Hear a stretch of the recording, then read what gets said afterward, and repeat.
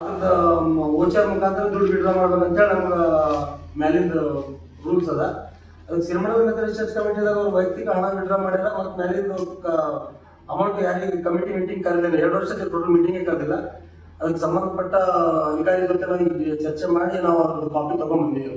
ಇದು 2021 ಇಲ್ಲಿಗೆ ಮುಗಿಯೋದು. ಅದ್ರ ಇದ್ರ ಮೊದಲನೇ ತಪ್ಪು ಏನಂತಂದ್ರೆ 25 ಲಕ್ಷ ಟೋಟಲ್ 60 ಲಕ್ಷ ರೂಪಾಯಿ ಗೌರ್ಮೆಂಟ್ ಅದ ರೀ. 65 ಲಕ್ಷ ರೂಪಾಯಿ ಪೂರ ಹೊಣೆ ನಮ್ಮ ಮೈನಾರಿಟಿ ಅಧಿಕಾರಿ ಆಗಿರ್ತಾರ ಅಂತ ನಾನು ಹೇಳಕ್ ಬಯಸ್ತೇನೆ. ಯಾಕಂದ್ರೆ ಆಲ್ರೆಡಿ ನಾವು ಈ ದುಡ್ಡು ಅವರು ಯಾವ್ದು ಮಂದಿದಾಗ ಆಲ್ರೆಡಿ ಬರ್ದಿಂದದ ಲೆಕ್ಕಪತ್ರ ಸಹಜ ನಡವಳಿಕೆ 23 ಅವರು ಪ್ರತಿ ವರ್ಷ ಆಡಿಟ್ ಕಾಪಿ ಪ್ರತಿ ವರ್ಷ ಆಡಿಟ್ ಮಾಡಿಸಿ 2 ಇಯರ್ ಆಡಿಟ್ ಮಾಡಿಸಿದ್ರೆ ಇವರು ಇದು ರಿನ್ಯೂವಲ್ ಆಯ್ತು.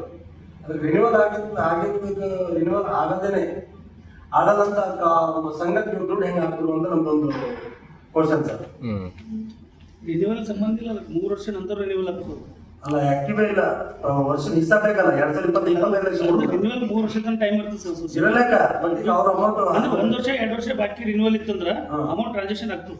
ಟ್ರಾನ್ಸಾಕ್ಷನ್ ಏನ್ ತಕ್ಲೀಫ್ ಇಲ್ಲ, ಪರವಾಗಿಲ್ಲ. ನಾವು ನಮ್ಮ ಮುಂದೆ ಏನಂತಂದ್ರೆ ಈಗ ನೀವು PWD ಮತ್ತು ನಾವು ಜಿಲ್ಲಾಧಿಕಾರಿ ಏನೋ ಕಂಪ್ಲೇಂಟ್ ಕೊಟ್ಟಿದ್ದೆವು. ಕಳಪೆ ಮಟ್ಟದ ಕಾಮಗಾರಿ ಅದ ಮತ್ತು ನಮ್ಮ ದುಡ್ಡು ಅವ್ಯವಹಾರ ಆಗ್ಯದ.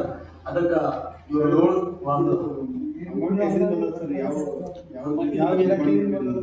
ಮೈನಾರಿಟಿ ಎಲ್ಲ ಚರ್ಚ್ಗಳಿಗೆ ಬಂದಿಲ್ಲ ಸರ್. ಮೈನಾರಿಟಿ ಬಂದಿದ್ದು ಅದಕ್ಕೆ ನೀವು ಬರೀರಾಮ್ ಅಂತ ಹೇಳಿ ಇವಾಗ ಒಂದು ಮೊದಲು ಬೇರೆ ಅವಿನಾಶ್ ಅವರು ಇದ್ರು. ಅವ್ರು ತಡೆ ಹಿಡಿದ್ರು ಬಿಲ್. ಅವ್ರ ಇದ್ರ ಬಗ್ಗೆ ತನಿಖೆ ಕೊಟ್ಮೇಲೆ ನಾವು ತನಿಖೆ ಮಾಡ್ತೇನೆ ಬಿಲ್ ಮಾಡ್ತೇನೆ ಅಂದಿದ್ರು. ಅವ್ರು ಆಲ್ಮೋಸ್ಟ್ ನಮ್ಗೆ ಮಾರ್ಚ್ 2ನೇ ಜೂನ್ ರೀಸೆಂಟ್ಲಿ ಕೊಟ್ಟಾರ.